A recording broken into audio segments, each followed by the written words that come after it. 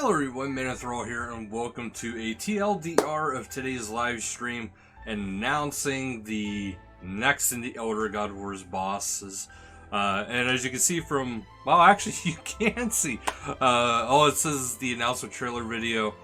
This is going to be the Croesus fight. If I'm saying that wrong, I do apologize, but that is what it is.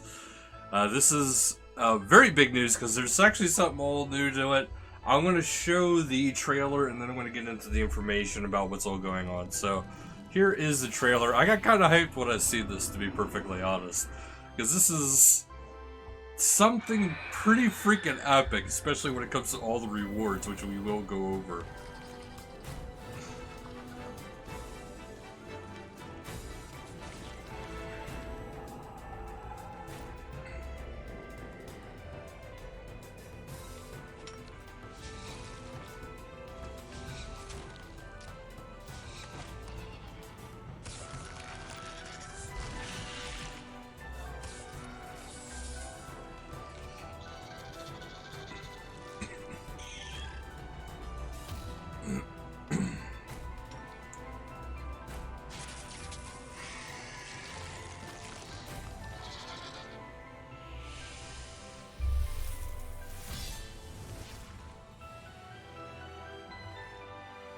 Alright, now that we go through that, let's get actually into it. This is the Croesus fight. This is for Bick. And this is a skilling boss. It is woodcutting, mining, fishing, and hunter. There is new armor. You got to repair and craft, so there's actually consumables, much like the new melee weapons, the dual-wield weapons. The standard nodes are level 88 and 92.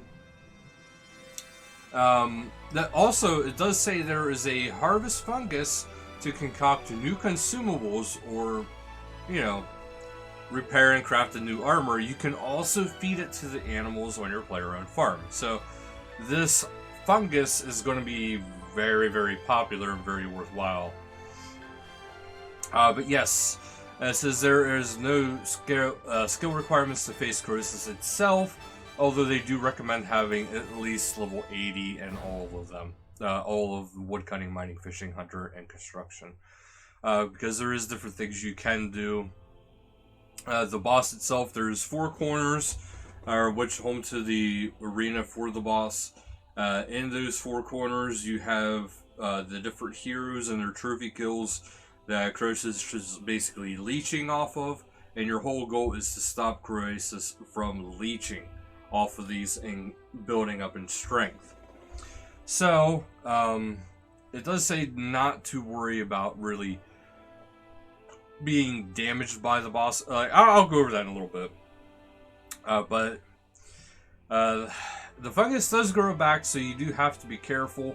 If you do get rotten fungus, you can actually use that to slow its regrowth process. There is a more permanent solution. So what you'll have to do is restore the statues of the 4 heroes using materials you gather during the encounters. So once repaired, you can pray at the statues to subdue Croesus. So once it's subdued, you'll be able to gain access to the core fungus. Once that is destroyed, Croesus will return to a dormant state. So that is the entire goal, is to get it to return to a dormant state. The skill drain, so what this is basically, Croesus won't deal damage, but it will drain your skills, using its attacks. So if you lose too many levels, you'll retreat. It's one of those kind of things, because if you can't participate, well then guess what? You're not going to be able to do anything. The skills and XP, so you won't be getting combat XP, so that's a little bit something different. But you will be getting mining, woodcutting, fishing, and hunter, and some construction too. So that's actually really cool. So the skilling node and harvesting from the core fungus itself, repairing statues. So harvesting from the core fungus, I got a feeling that's either going to be mining, woodcutting, or maybe even farming XP going into that. That doesn't really specify. And then there is XP, well, other than the XP aspect of it for the skills, we also have the Crypt Bloom Armor. So it's a tier 90 magic tank armor, and this is a tanky armor. So with 2 pieces of the armor, incoming magic damage is reduced by 12%. This is definitely going to be changing in time, I bet. It's going to be lowered. And incoming melee damage is reduced by 8%. At 3 pieces, incoming magic damage is reduced for 18% total, and melee damage is reduced by 12% total. And these bonuses are doubled if your primary spell is Earth type. So if you're using magic, you're using Earth magic to be precise, you would not only have the 18%, you'd have 36% magic damage reduction. So you basically be almost getting half. This would be very good armor for something like Vindicta. And then the melee damage is reduced not just by 12%, by 24%. A lot of bosses this would be absolutely crushing of before this. And at 4 pieces, every time you take damage, you have a 6% chance to infect your target with Croesus death spores, which will increase the damage they take from behind by 10%.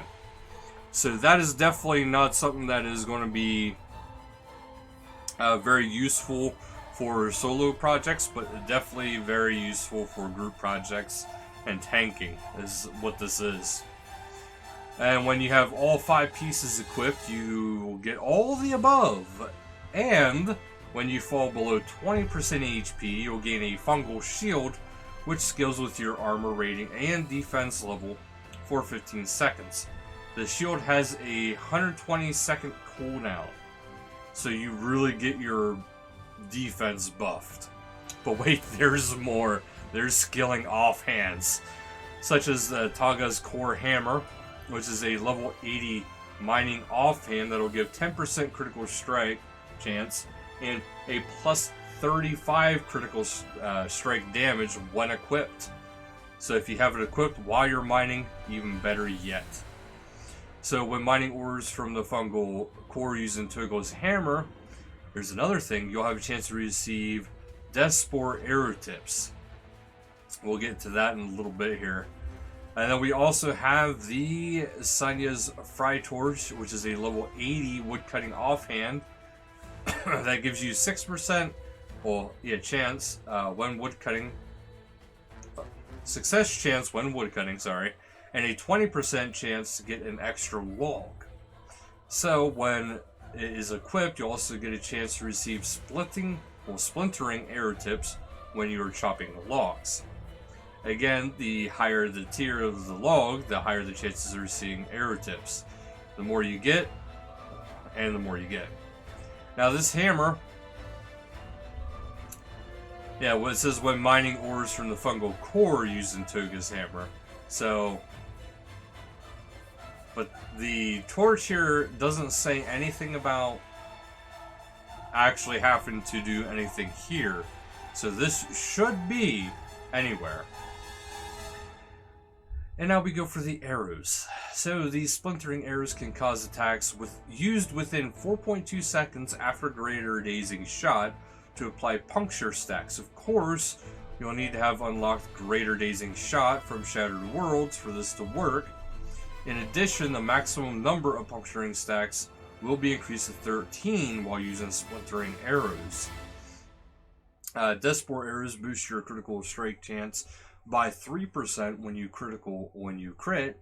You'll gain a stack of festering spores. At 5 stacks, you'll gain a buff, which makes your next range ability that would normally cost adrenaline free if you cast it within 9 seconds. So basically, if you're using the Death Spores, you could be using your ultimates and not really have to worry about it, so keep that in mind.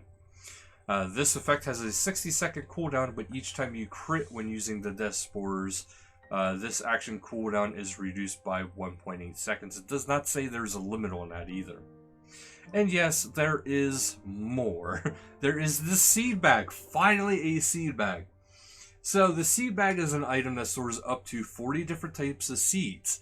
To use their usual maximum stack, you'll be able to craft the seed bag with materials you collect from the Croesus encounter. So, they are not really releasing the exact recipe to make it right now, but it's coming next week on the 27th. So, I know some people would be like 40 different types of seeds. Well, that's not really that much. It's kind of a lot, 40 different types of seeds.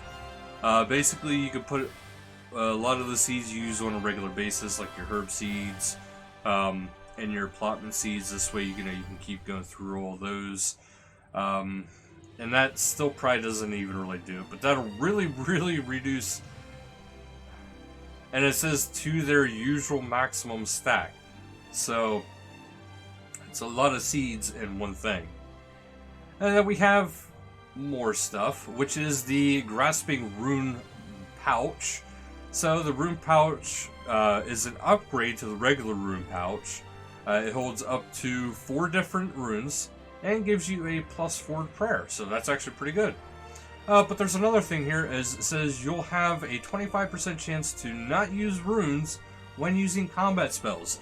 So, not only do you get a massive, beefy, tanking mage armor, you can get this, which can drastically change your rune consumption and how many runes you're carrying.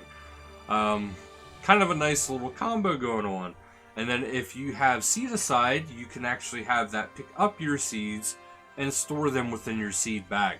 That's the main thing right there. Your Slayer assignments and boss fights, poof, you throw it right into the seed bag. That's what I'm going to be using it for. Scripture of Bic is another thing. So, the special ability is Nature's Veil. When using non-combat skills, you occasionally reveal a catalyst of alteration, which can be interacted for rewards. Upon gaining rewards, receive a 5% XP boost for 1 minute. So, they don't say exactly what these rewards are, but you'll be able to get rewards, which is something that's very different. So the Pages of Bic is going to be something that's probably going to be a very high target, high money making effort. And this does come out on September 27th. There is a lot of rewards that are absolutely epic, and this is just the first skilling boss for RS3. So I hope you guys like the TLDR. I don't know if it's actually a TLDR, to be perfectly honest with you guys, but I wanted to make sure you guys got all the information, especially about the rewards. And as far as combat goes, there is no combat. It's all skilling, so you have to go around to each skilling node and take care of this.